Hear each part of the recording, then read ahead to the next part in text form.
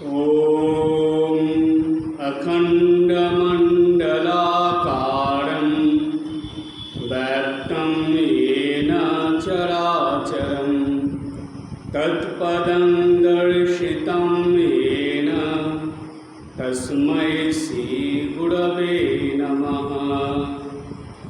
ॐ स्थापकाय च धर्मस्य सर्वधर्मस्वरूपिणे अवतारवरिष्ठाय रामकृष्णाय ते नमः। यथाग्निर्दाहिका शक्ति रामकृष्णे स्थिता या सर्वविद्यास्वरूपां शारदां प्रणमाम्यहम्। नमः श्रीयतिराजाय विवेकानन्दसूरये सच्चित्सुखस्वरूपाय शामिने तापहारिणे।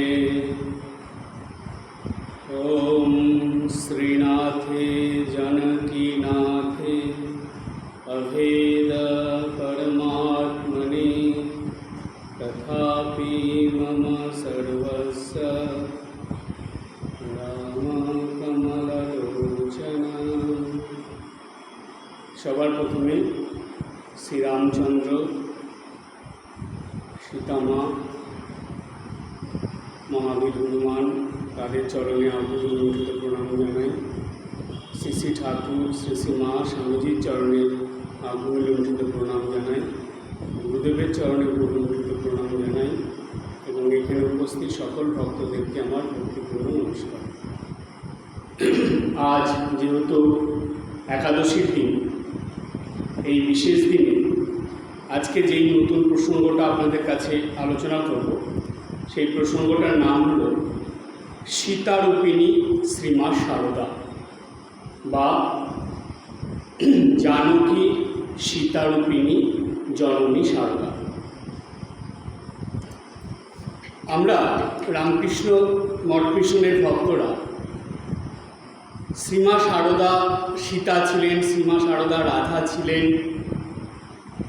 শ্রীমা শারদা দুর্গা ছিলেন, কালী ছিলেন, এই কথাগুলো শুনি। কিন্তু এর মধ্যে একটা প্রশ্ন যদি আসে মনে, যে আচ্ছা, মাকে যে আমরা সীতা বলছি বা রাধা বলছি বা কালী বলছি, তো এর প্রমাণ তো লাগবে। কলিযুগের মানুষ ঝট করে কোনো কথা বিশ্বাস করে নেয় না, তার প্রমাণ লাগে। ভক্তরা বলতে পারে আপনারা শ্রী শ্রী মাকে খুব ভক্তি করেন, বিশ্বাস করেন, ভালোবাসেন, তাই মাকে বলে দিচ্ছেন যে মা সীতারূপিণী। প্রমাণ কি আছে? মায়ের জীবন থেকে প্রমাণ লাগবে তো যে তিনি সত্যি স্বয়ং সীতা ছিলেন। আজকে সেই ঘটনাগুলোর মধ্যে যাব, যেই ঘটনাগুলো প্রমাণ করে দেয় যে শ্রীমা শারদা দেবী ছিলেন জননী সীতা। প্রথম স্বামী বিবেকানন্দের কথায় যায়। স্বামীজি যখন ভারতের মহাপুরুষদের নিয়ে বক্তৃতা দিচ্ছিলেন, সেই সময় ভারতীয় নারীদের কথা বলতে গিয়ে সীতার কথা যখন বলেছিলেন স্বামীজি, সেই সময় এত প্রশংসা কথা বলেছিলেন সীতার সম্বন্ধে যে স্বামীজি বলেছিলেন যে ভারতে যেন জননী রূপে সীতারই আবির্ভাব। তিনি ভারত মাতার মতনই সীতা মাতা হয়ে সকল ভারতবাসীর কাছে এত গ্রহণীয় বা এত সম্মানীয় হয়ে আছেন। স্বামীজি বলছেন যে শুদ্ধতা, পবিত্রতা, স্নেহ, মমতা সব কিছু দিয়েই সেই সীতারূপের কল্পনা এবং সেই সীতা মায়ের চিন্তা আমাদের ভারতীয়দের মধ্যে, স্বামীজি বলছেন যে অস্থি মজ্জার মধ্যে ঢুকে আছে, রক্তের মধ্যে মিশে আছে ভারতীয় নারীদের মধ্যে এই সীতার ভাব। বলছে প্রত্যেক নারীর মধ্যেই এই সীতার ভাব ফুটে ওঠে। সত্যি দেখুন স্বামীজির কথাটা কতটা সত্যি। ভারতবর্ষের এমন কোনো জায়গা নেই যেখানে রাম সীতার কথা জানে না। সেখানকার মানুষ অন্য কোনো দেবদেবীর কথা যতটা না জানে তার থেকে কিন্তু বেশি রাম সীতার কথাই জানে। কারণ কি জানেন? এই রামায়ণ, মহাভারতের কথা ছাড়ুন, রামায়ণের কথাই ধরুন। রামায়ণ আগে যেমন মুখে মুখে শোনা যেত, রেডিওতে হতো, টিভিতে হতো। আমার মনে আছে যে যখন ওই রামানন্দ সাগরের রামায়ণটা হতো টিভিতে, সবাই সব কাজ ফেলে দিয়ে টিভির সামনে ছুটে আসতো সেই রামায়ণ দেখার জন্য। সুতরাং এই রামায়ণের জনপ্রিয়তা আমাদের ভারতবর্ষে প্রথম থেকে যেমন ছিল আজও পর্যন্ত কিন্তু তেমনই আছে। বিশেষ করে আমাদের বেঙ্গলের বাইরে বিহার, ইউপি, তারপরে এমপি, এইসব জায়গায় এই রামায়ণের প্রভাব খুব বেশি, খুব বেশি। সেই জন্য রাম এবং সীতার কথা জানে না ভারতবর্ষে এরকম খুব কম মানুষই আছে। গ্রামে গঞ্জে অশিক্ষিত মানুষ তারা পর্যন্ত আপনাকে রাম সীতার কথা শুনিয়ে দিতে পারবে। এইরকমভাবে রামায়ণ মানুষের মধ্যে প্রবেশ করেছে এবং সারা ভারতবর্ষে ছড়িয়েছে। আজকে ভারতবর্ষের কথা শুধু চিন্তা করলে হবে না, সারা পৃথিবীতে এই রামায়ণের কথা মানুষের কম বেশি হলে সবাই জানে। তো স্বামীজি যখন এই সীতার কথা বলেছিলেন, রামের কথা বলেছিলেন, স্বামীজির কথা শুনে অনেক বিদেশিরা কিন্তু ভারতবর্ষে এসেছে এবং অযোধ্যায় গিয়েছে তারা অযোধ্যা দেখতে। রাম সীতার ওই স্মৃতি জড়িত যে স্থানগুলো তারা কিন্তু এসে দেখেছে। আজও পর্যন্ত অনেক বিদেশিরা এসে অযোধ্যা দর্শন করে আর রাম সীতার স্মৃতি বিজড়িত যে স্থানগুলো সেগুলো সব দেখে যায়। তাহলে দেখুন এর প্রভাব কতটা। স্বামী বিবেকানন্দের কথা শুনে তার প্রিয় শিষ্যা ভগিনী নিবেদিতা তিনি এই রাম সীতার প্রতি, বিশেষ করে সীতা মায়ের জীবনের প্রতি এমনভাবে আকৃষ্ট হয়েছিলেন, এই ভারতবর্ষে এসে তিনি যখন মেয়েদের মধ্যে, মায়েদের মধ্যে ধর্মপ্রচার করছিলেন, অর্থাৎ এইসব ধার্মিক কথাগুলো বলছিলেন, তাদেরকে শিক্ষিত করার জন্য চেষ্টা করছিলেন, নিবেদিতা স্কুল তৈরি করলেন। সেইখানে মেয়েদেরকে যখন ভারতীয় ধর্মের কথা তিনি বলছেন, স্কুলের ক্লাস পড়াশোনা তো আছেই, সেই সঙ্গে নিবেদিতা ভারতীয় সংস্কৃতি, ভারতীয় এই ধর্মের কথা নিয়ে ক্লাস নিতেন মেয়েদেরকে। রামায়ণের কথা বলতেন, রামের কথা, বিশেষ করে সীতার কথা, এছাড়া অহল্যার কথা, দ্রৌপদীর কথা, এইসব কথা বলতেন। তো সেইখানে নিবেদিতা যখন স্কুলে মেয়েদেরকে সীতার কথা বলছিলেন তখন একটা প্রশ্ন করেছিলেন মেয়েদেরকে। নিবেদিতা বলেছিলেন, আচ্ছা বলো তো তোমাদের রানীকে? তখন সেই ভারতীয় মেয়েরা, নিবেদিতা স্কুলে পড়তো যারা, তারা বলছে আমাদের রানী ভিক্টোরিয়া। এই উত্তর শুনে নিবেদিতা শুধু বিরক্ত হলেন না, রেগে গেলেন। রেগে গিয়ে বলছেন যে তোমরা কি ভারতীয় নারী, তোমাদের যে রানী তার কথাই তোমরা জানো না? মেয়েরা সব মাথা নিচু করে আছে। তখন নিবেদিতা বললেন যে তোমাদের এই দেশের রানী হলেন সীতা। দেখুন এই শিক্ষা দিচ্ছে নিবেদিতা যে সীতা এই ভারতের রানী তিনি, একাধারে রানী, একাধারে জননী।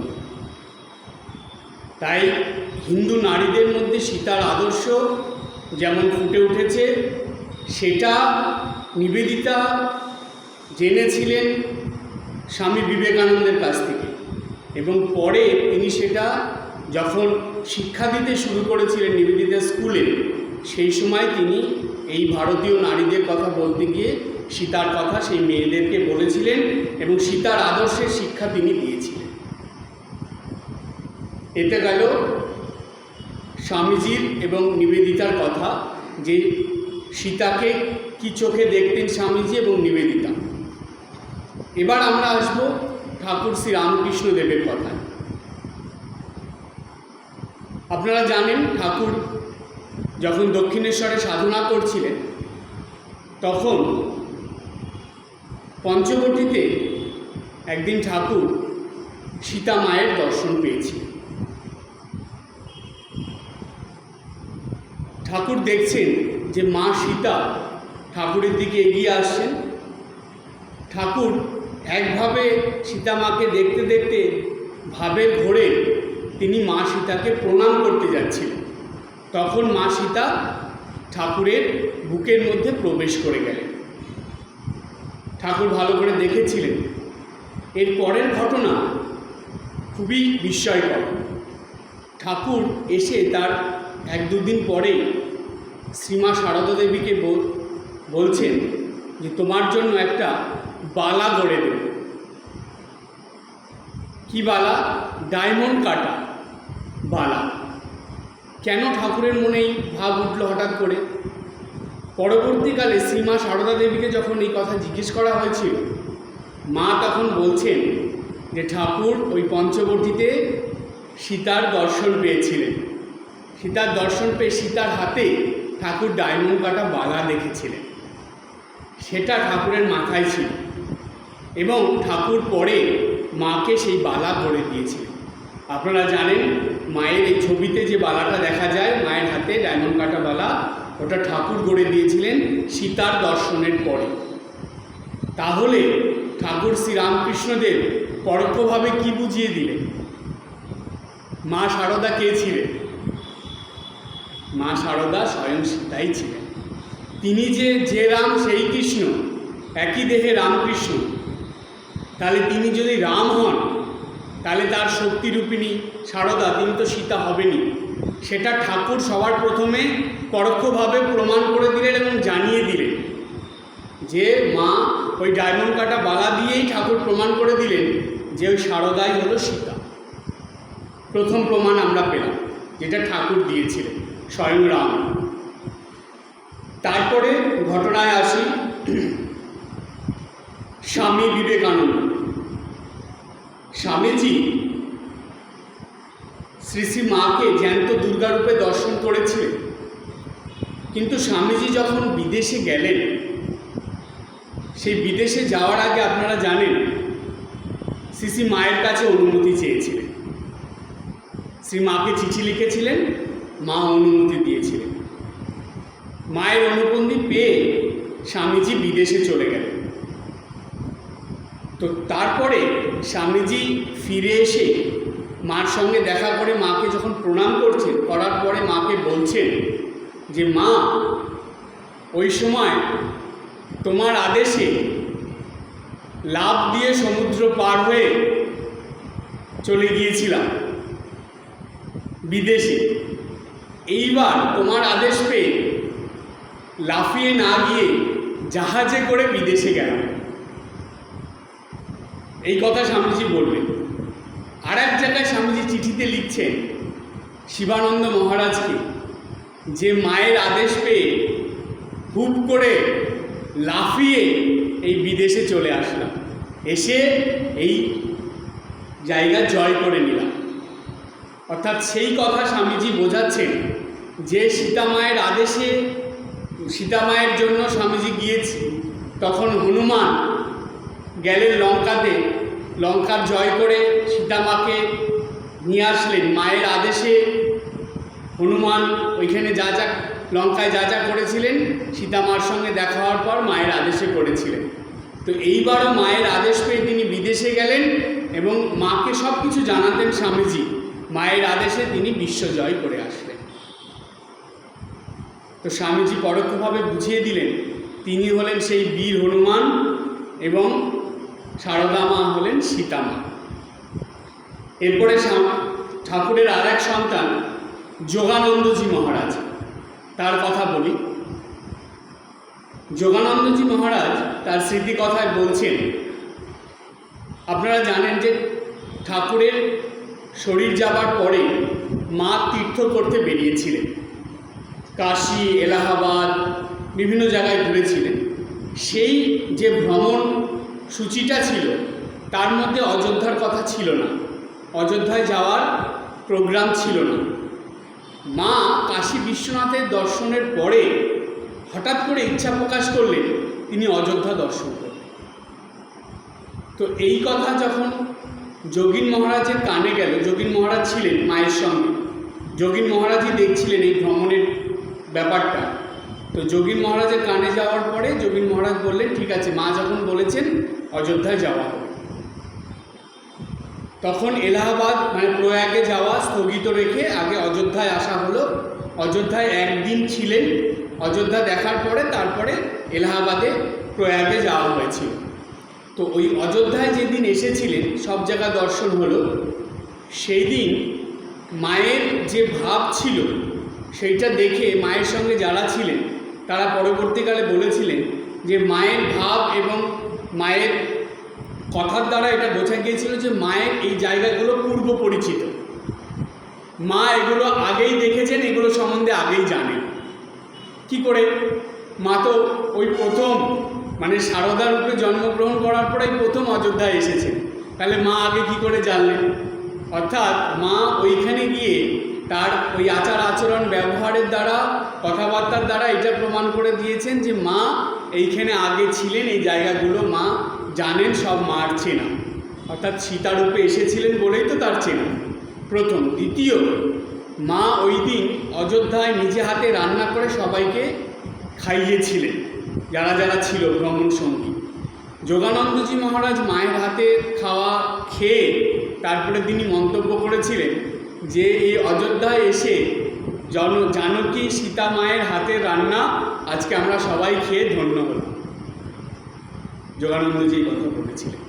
তাহলে মা যে স্বয়ং সীতা সেটারও প্রমাণ আমরা ওই অযোধ্যায় মা যখন গিয়েছিলেন সেই স্মৃতির থেকে পাই।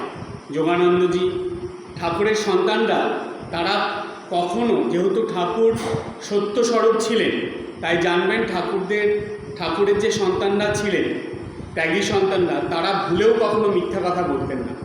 সুতরাং আমরা এটা দৃঢ়ভাবে বিশ্বাস করে নিতেই পারি যোগানন্দজি এই কথাটা সম্পূর্ণ সত্যিই বলেছিলেন যে সেই দিন ওই অযোধ্যায় জানকী মায়ের অর্থাৎ সীতা মায়ের হাতের রান্নায় তারা সবাই খেয়েছিলেন পরম তৃপ্তিতে এবং খেয়ে ধন্য হয়েছিলেন। তারপরে আসব স্বামী অদ্ভুতানন্দজি মহারাজ, লাটু মহারাজের কথায়। আপনারা জানেন লাটু মহারাজ, তার যে পরিবার, তার মা বাবা, তারা খুব রাম ভক্ত ছিল। লাটু মহারাজ জন্মের পরে খুব অসুস্থ হয়ে পড়েছিলেন, বাঁচার কোনো আশা ছিল না। তখন তার মা বাবা রাম সীতার ছবির সামনে লাটু মহারাজকে রেখে প্রার্থনা করেছিলেন যে এই সন্তানকে তোমার ভরসায় রাখছি, যদি বাঁচাতে হয় রাখতে হয় রাখো, না হলে একে নিয়ে নাও। তখন ধীরে ধীরে লাটু মহারাজ সুস্থ হয়ে উঠেছিলেন। তো যেহেতু রামের কৃপায় লাটু মহারাজ সুস্থ হয়ে উঠলেন, তাই তার নাম রাখা হলো রাখাতু রাম। অর্থাৎ হিন্দিতে যে রাম তাকে বাঁচিয়ে রেখেছে বলে তার ওই রকম প্রোনাউন্সিয়েশন, মানে ওই বিহারি হিন্দিটা এই রকম যে রাখাতু রাম, অর্থাৎ রামই একে রক্ষা করেছে, তাই লাটু মহারাজের নাম ছিল রাখাতু রাম। পরে কলকাতায় এসে সেই নাম পরিবর্তন হয়েছে। তো লাটু মহারাজ ওই সময় থেকে ধীরে ধীরে পারিবারিক এই সংস্কারের কারণে খুব রাম ভক্ত হয়ে উঠেছিলেন। নিত্যদিন তিনি রাম সীতার কাছে প্রার্থনা করতেন, তাদের চরণে ফুল দিতেন, এতটা ভক্তি ছিল। পরে যখন ঠাকুরের কাছে আসলেন তখন লাটু মহারাজের দেখুন এত রাম ভক্তি, রাম সীতার প্রতি এত তার মনের ভালোবাসা ছিল, ঠাকুরকে দেখে, শ্রীমা সারদা দেবীকে দেখে লাটু মহারাজের কিন্তু সেইটা বোঝা হয়ে গেছিল যে তিনি যেই রাম সীতাকে এতদিন পুজো করে এসেছেন, ভালোবেসে এসেছেন, তাদের প্রতি শ্রদ্ধা ভক্তি করে এসেছেন, সেই রাম সীতার দর্শন তিনি পেলেন দক্ষিণেশ্বরে এসে, ঠাকুরের কাছে থেকে গেলেন। লাটু মহারাজ সারাদিনে একবার বা দুবার তার ছিল এটা বসে বসে রাম সীতার ধ্যান করতেন। একদিন লাটু মহারাজ গঙ্গার ধারে বসে বসে ধ্যান করছেন, ঠাকুর যাচ্ছেন পঞ্চবটিতে, লাটু মহারাজকে দেখে বলছেন যে ওরে লেটো, তুই যার ধ্যান করছিস সে তো নহবতে আছে, তাকে গিয়ে সাহায্য কর। লাটু মহারাজ ঠাকুরের কথা শুনে নহবতে গেলেন মাকে সাহায্যের জন্য। ধীরে ধীরে লাটু মহারাজ ঠাকুরের কথা বলল, মায়ের কথা বেশি বলতেন না, কিন্তু কিছু কিছু জায়গায় লাটু মহারাজের কথাতে পাওয়া যায় তিনি মায়ের কথা বলেছেন। লাটু মহারাজ বলছেন যে আমি মায়ের কথা বেশি বলি না কেন, মাকে সবাই বুঝবে না, মা কে ছিলেন, মায়ের আসল স্বরূপ কী হচ্ছে সেটা সবাই ভুল বুঝবে, সেজন্য লাটু মহারাজ বলতে চাইতেন না। পরে বলেছেন তিনি হলেন স্বয়ং জানকী মাই, অর্থাৎ তিনি স্বয়ং সীতা মা ছিলেন। এই ছিল লাটু মহারাজের দৃষ্টিতে। এরপরে স্বামী নিরঞ্জনানন্দ। আপনারা জানেন স্বামী নিরঞ্জনানন্দ তিনি রামের অংশে জন্মেছিলেন, সুতরাং ঠাকুরকে তিনি রামরূপে দেখতেন। আর ঠাকুরকে রামরূপে দেখলে স্বাভাবিকভাবে শ্রীমা সারদা দেবীকে তিনি সীতারূপেই দেখতেন। কিন্তু নিরঞ্জনানন্দজি মহারাজ এটা বেশি প্রকাশ করতেন না বাইরে, কিন্তু তার মনের ভাবটা এটাই ছিল, আর তার ভাবের মধ্যে এটাই প্রকাশ পেত। তাই নিরঞ্জনানন্দজি মহারাজ এই যে ভাবটা প্রকাশ পেয়েছিল কার কাছে? গিরিশ ঘোষের কাছে। ঘটনাটা একটু জানি আমরা। ঠাকুরের শরীর যাওয়ার পর গিরিশ ঘোষ একদিন স্বামী নিরঞ্জনানন্দজিকে বলছেন যে ভাই নিরঞ্জন, আগে ঠাকুরের দর্শন পেতাম, এখন তো আর ঠাকুরের দর্শন পাচ্ছি না, চুপ করে বসে চোখ বুজে চিন্তা করলেও পাই না, কি করা যায় বলো তো? ঠাকুরকে দেখে দেখে এমন হয়েছে, এখন তো ঠাকুরকে না দেখে আর থাকতে পারছি না। তখন স্বামী নিরঞ্জনানন্দজি বললেন, আপনি ঠাকুরকে দেখছেন না, কিন্তু ঠাকুর তো আছেন। বলছে ঠাকুর আছেন? বলছে হ্যাঁ, আপনি মাকে দেখুন, মাকে দেখলেই তো ঠাকুরকে দেখা হবে। বলছে এটা তুমি কি বলছো? বলছে আপনি কি জানেন না যে ঠাকুর আর মা একই? ঠাকুরকে দেখলেই মাকে দেখা হয়, আর মাকে দেখলেই ঠাকুরকে দেখা হয়। তখন নিরঞ্জনানন্দজি একটা কথা বলেছিলেন, গিরিশ ঘোষকে বললেন যে রাম আর সীতা যেমন অভেদ, তেমন রামকৃষ্ণ সারদা অভেদ। যেমন রামকে ভাবলেই সীতাকে ভাবা হয়, তাই রামকৃষ্ণকে ভাবলেই সারদাকে ভাবা হয়। তাই আপনি ঠাকুরকে না দেখতে পেয়ে দুঃখ করবেন না, কষ্ট পাবেন না, আপনি মার কাছে যান, মাকে দেখুন। নিরঞ্জনানন্দজির এই কথা শুনে গিরিশ ঘোষের মনে এই বিশ্বাস আসলো যে ঠাকুরের সন্তান, তিনি তো মিথ্যা বলবেন না। তাই গিরিশ ঘোষ তখন থেকে মায়ের কাছে যাওয়া শুরু করল, এবং গিরিশ ঘোষের মনের যে ঠাকুরকে দর্শন না করে যে কষ্ট ছিল সেটা দূর হয়ে গেল ওই নিরঞ্জনানন্দজির কথায়। তিনি বলেছিলেন নিরঞ্জনানন্দজি যে রাম আর সীতা অভেদ, রামকৃষ্ণ সারদা অভেদ। এরপরে আসবো স্বামী শিবানন্দজি মহারাজের কথায়। শিবানন্দজি মহারাজ ভক্তদেরকে বলতেন যে জানো, এই যে মাকে দেখছো তিনি কে ছিলেন?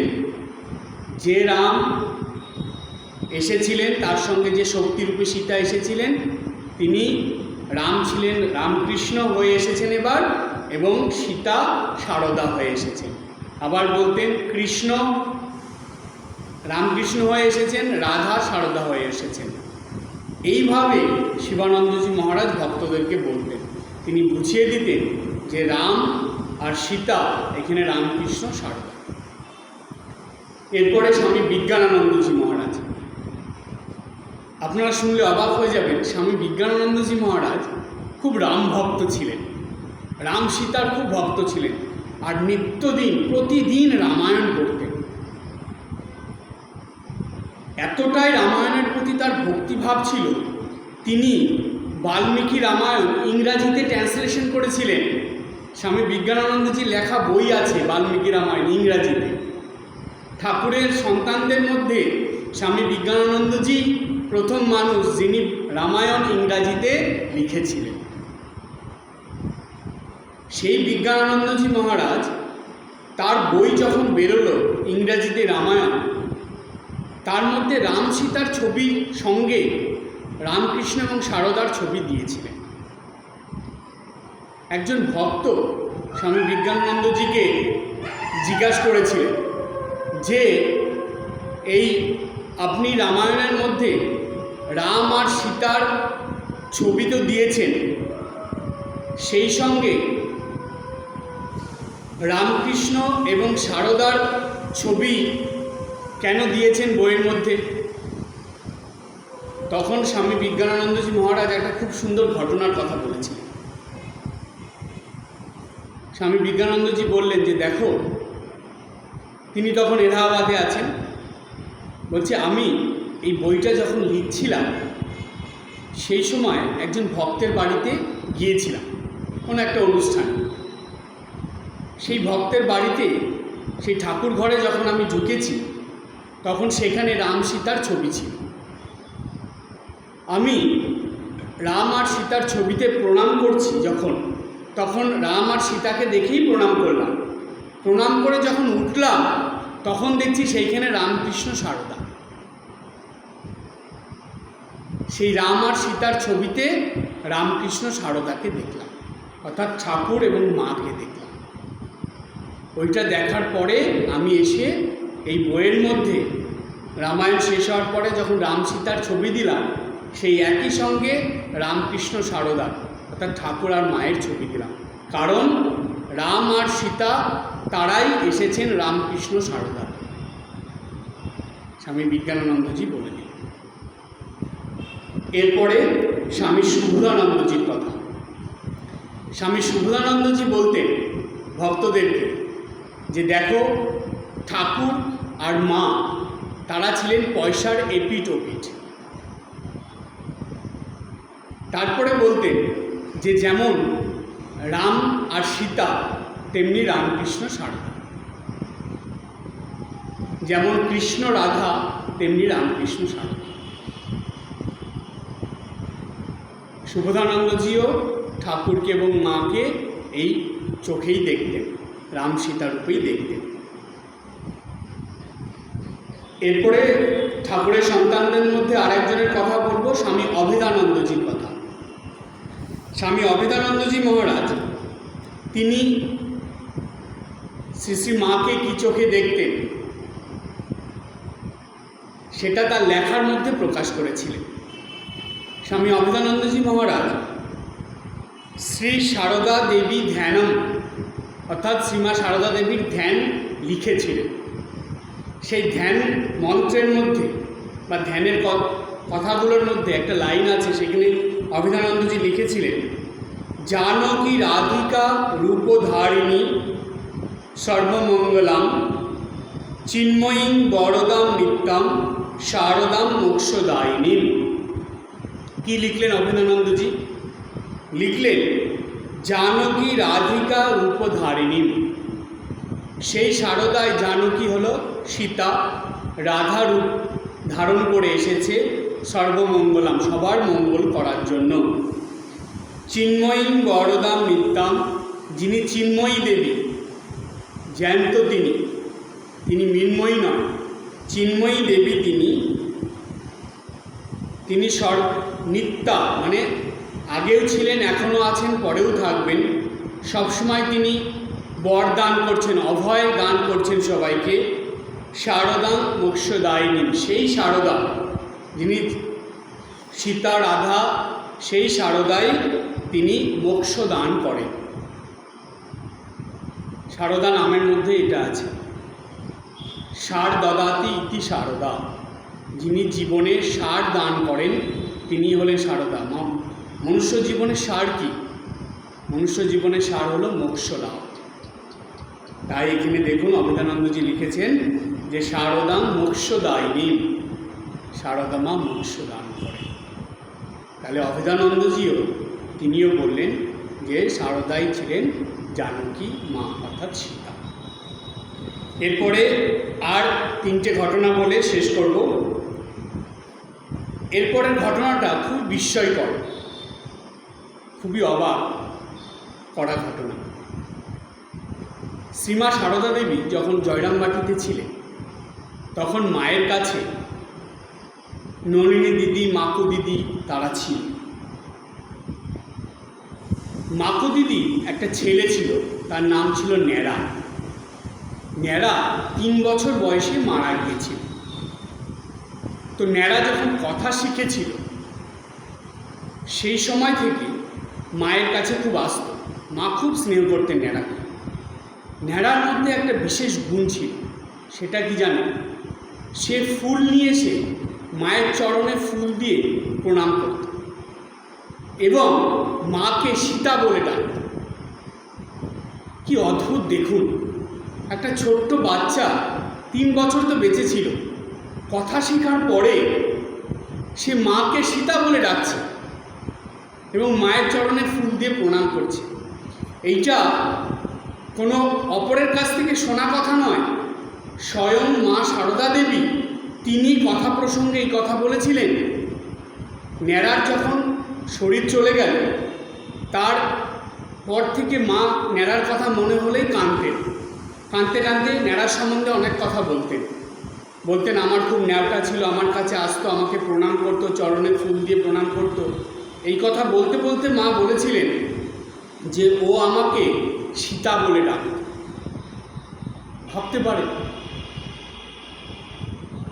ওকে কিন্তু কেউ শিখিয়ে দেয়নি ন্যাড়াকে যে তুই গিয়ে সারদা মাকে সীতা বলে ডাক। ও নিজের থেকেই ডাকত সীতা বলে। মা যে সীতা, এর জন্য এই ছোট্ট একটা প্রমাণই যথেষ্ট। ছোট্ট বাচ্চা সে দেখুন মাকে কেমন চিনে নিয়েছে। এরপরের ঘটনা আসবো, বিখ্যাত ঘটনা, বিষ্ণুপুর রেল স্টেশনের ঘটনা। মা যাচ্ছেন জয়রামবাটি থেকে কলকাতায় উদ্বোধনে যাবেন। তখন বিষ্ণুপুর থেকে ট্রেনে করে যাওয়া। মা এসেছেন বিষ্ণুপুর স্টেশনে, সঙ্গে গৌরী মাও আছেন। ট্রেন দেরি আছে ছাড়ার, মা স্টেশনে বসে আছেন। হঠাৎ করে একজন কুলি তিনি দৌড়ে আসলেন, এসে মায়ের চরণে বসে হাত জোর করে তিনি বলতে থাকলেন যে, হিন্দিতে বলেছেন, আমি বাংলায় বলছি, যে মা আপনি এতদিন কোথায় ছিলেন? আমি কত খুঁজেছি আপনাকে। জানো কি মা আপনি, আপনার দর্শনের জন্য আমি কোথায় কোথায় গিয়েছি আপনাকে খোঁজার জন্য, আজকে আপনি এইখানে আমাকে দেখা দিলেন। অর্থাৎ তিনি সারদা মাকে জানকী অর্থাৎ সীতা মা রূপেই দর্শন করেছিলেন। করে চোখের জলে মাকে বলছেন হাত জোর করে এই কথাগুলো। মা তার মনের ভাব বুঝতে পেরে সঙ্গে সঙ্গে সেই কুলিকে বললেন যে 2টো ফুল নিয়ে আসতে। কুলি গিয়ে 2টো ফুল এনে মায়ের চরণে দিল, মাকে প্রণাম করলো। মা স্টেশনে বসেই তাকে দীক্ষা দিয়ে দিলেন। সেই কুলি স্টেশনে বসে দীক্ষা নিয়ে চলে গেল। আজও বিষ্ণুপুর রেল স্টেশনে গেলে সেই স্থানটা বাঁধানো আছে, যেখানে মা বসে সেই কুলিকে দীক্ষা দিয়েছিলেন। সুতরাং সেই কুলি মাকে সীতারূপেই দর্শন করেছিলেন। আর মা কিন্তু সেটা এটাকে খণ্ডন করেননি। মা সীতারূপেই সেই প্রসন্ন হয়ে তাকে দীক্ষা দিলেন। স্বয়ং গৌরী মা বলছেন যে তখন মায়ের মধ্যে সেই সীতারই প্রকাশ ঘটেছে। শেষ ঘটনা বলে আজকের আলোচনা শেষ করব। রামেশ্বর মন্দিরের ঘটনা। মা গেলেন রামেশ্বরে দর্শন করতে। শশী মহারাজ সব ব্যবস্থা করে দিয়েছিলেন। সেইখানে রামেশ্বরের যে তখন রাজা ছিলেন ভাস্কর সেতুপতি, সেই রাজা তিনি ব্যবস্থা করলেন। তিনি বলে দিলেন মন্দিরে সেই পুরোহিতদের যে আমার গুরুদেবের গুরু অর্থাৎ পরম গুরু তিনি এসেছেন, তার দর্শন জানি সেইভাবে হয়। মাকে ভিতরে প্রবেশ করিয়ে সেই যে শিবলিঙ্গ বালি দিয়ে তৈরি, সেটা তো সবসময় আবরণ দেওয়া থাকে, সোনার মুকুট দিয়ে ঢাকা থাকে, অর্থাৎ সোনার আবরণ। সেইটা একমাত্র ভোরবেলায় খোলা হয় প্রতিদিন, ওই একবার দিনে। তো মা যখন পুজো দিচ্ছিলেন, শশী মহারাজ ব্যবস্থা করেছিলেন 108টা বেলপাতা দিয়ে পুজো দিলেন। তো সেই সময় সেটাকে আবরণটাকে সরিয়ে দেওয়া হয়েছিল। মা সেই বালির শিবলিঙ্গতে পুজো দিয়েছিলেন। পুজো দিতে দেওয়ার পরে মা বলে ফেলেছিলেন, মায়ের মুখ দিয়ে বেরিয়েছিল, যেমনটি রেখে গিয়েছিলাম তেমনটি আছে। মায়ের আশেপাশে যারা ছিল তারা শুনে ফেললো কথাটা। পরে মাকে জিজ্ঞেস করলো, মা এটা তুমি কী বললে? মা তখন কথাটা পাল্টে দিচ্ছে, বলছে না না, ওই কথার মাঝে একটু বলে ফেলব। এ তো গেল ওই রামেশ্বরের ঘটনা, মা নিজে মুখে স্বীকার করলেন। পরে মা যখন ঘুরে উদ্বোধনে ফিরে এসেছেন, তখন কেদার মহারাজ, তার সঙ্গে মায়ের কথা হচ্ছে। কেদার মহারাজ জিজ্ঞেস করছেন, মা কোথায় কোথায় গেলেন, কি কি দর্শন করলেন, কি কি দেখলেন।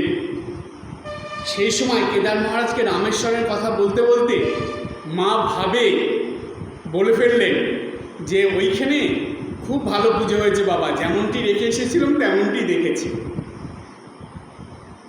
সেই সময় গোলাপ মা সেটা শুনে ফেলেছেন। শুনে ফেলে সঙ্গে সঙ্গে গিয়ে মাকে বলছেন, মা তুমি এটা কী বললে? এইবার তো তুমি অস্বীকার করতে পারবে না যে তুমি সেই স্বীকার করে নিলে যে তুমি সীতা হয়ে যখন এসেছিলে সেই সময় যেভাবে শিবলিঙ্গ করে পুজো করেছিলে সেটাই রেখে গেছো, সেটাই তো তুমি বললে। তখন মা আসছেন, আর অস্বীকার করার উপায় নেই। অর্থাৎ এটা মা প্রমাণ করে দিলেন বা নিজের কথাতে বুঝিয়ে দিলেন, সেই সীতা রূপেই মা এসেছিলেন, এবার সারদা রূপে এসেছে। সুতরাং এই ঘটনাগুলো নিঃসন্দেহে, নির্দ্বিধায়, সম্পূর্ণ বিশ্বাসের সঙ্গে এটা প্রমাণ করে দেয় যে শ্রীমা সারদা দেবী ছিলেন জননী সীতা, অর্থাৎ সীতা দেবী হলেন শ্রীমা সারদা দেবী। এবার যে ঘটনাটা আরও অদ্ভুত, বিস্ময়কর এবং আমাদের মনে আরও বিশ্বাস জাগায় যে মা স্বয়ং সীতা ছিলেন, সেই ঘটনাটা কি?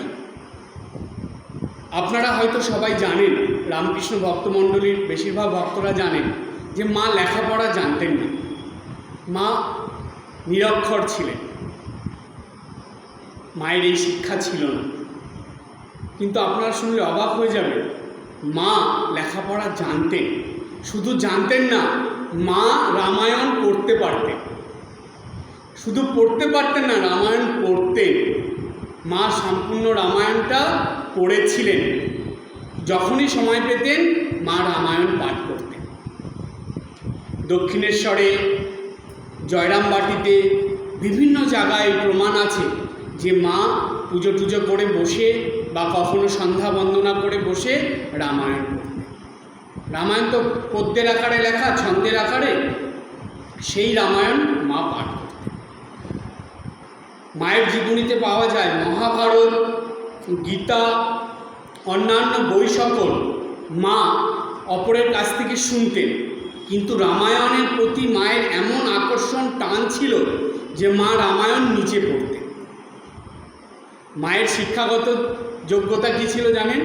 তখন ছিল প্রথম ভাগ, দ্বিতীয় ভাগ, এইভাবে শিক্ষা হতো। মা প্রথম ভাগের শিক্ষা সম্পূর্ণ করেছিলেন, দ্বিতীয় ভাগের শিক্ষা শুরু করেছিলেন, তারপরে আর পড়াশোনা হয়নি। কেন? হৃদয় মায়ের বইটই সব কেড়ে নিয়েছিল, আর পড়তে দেয়নি, মার আর পড়াশোনা হয়নি। তো প্রথম ভাগের শিক্ষা মা সম্পূর্ণ করেছিলেন, আর ওই প্রথম ভাগের শিক্ষা সম্পূর্ণ করেই মা কিন্তু এই রামায়ণ পড়তেন। এবং যখন মহিলাদের সঙ্গে কথা হতো তখন মা ওই রামায়ণের কথা মহিলাদেরকে বলতেন। তাহলে দেখুন, স্বয়ং সীতা না হলে রামায়ণের প্রতি এত আকর্ষণ, এত টান কেন থাকবে? সুতরাং এই সারদা মা যে স্বয়ং সীতা মা, তার প্রমাণ সারদা মায়ের জীবনে ভুরি ভুরি আছে, অনেক আছে। এক একটা ঘটনা একটু চিন্তা করলে, একটু স্মরণ মনন করলেই বোঝা যায় যে এই ঘটনাগুলো কোন দিকে ইঙ্গিত করছে। কোনো ঘটনা প্রত্যক্ষভাবে বুঝিয়ে দিচ্ছে যে জানকী সীতায় জননী সারদা, আবার কোনো ঘটনা পরোক্ষভাবে বুঝিয়ে দিচ্ছে যে জানকী সীতা মাই হলেন স্বয়ং সারদা। তাই আজকের যে আলোচনা, সেই আলোচনার মধ্যে ঠাকুরের সন্তানদের, ত্যাগী সন্তানদের কথা, ঠাকুরের কথা, স্বামীজির কথা এবং সেই সঙ্গে নিবেদিতার কথা, ঠাকুরের যে ভক্তরা, গৃহী ভক্তরা, তাদের মধ্যেও অনেকে আছেন যারা শ্রীমা সারদা দেবীকে সীতারূপেই দেখতেন। এবং বিশেষ করে আমাদের মনে নাড়া দেয় ন্যাড়ার ঘটনাটা, যেটা এখানে আলোচনা হলো। ন্যাড়ার ঘটনা, রামেশ্বরের ঘটনা এবং সর্বোপরি শ্রীমা সারদা দেবীর নিজে মুখে স্বীকার করা আর রামায়ণের প্রতি এই আকর্ষণ টান, এই সব ঘটনাগুলো এটা নিঃসন্দেহে প্রমাণ করে দেয় যে জানকী সীতা মা রূপিণী জননী সারদা। আজকে এই পর্যন্ত। সবাই ভালো থাকবেন, হাসি খুশি আনন্দে থাকবেন। ওম জননীং শারদাং দেবীং রামকৃষ্ণং জগদ্গুরুং পাদপদ্মে তয়োঃ শ্রিত্বা প্রণমামি মুহুর্মুহুঃ।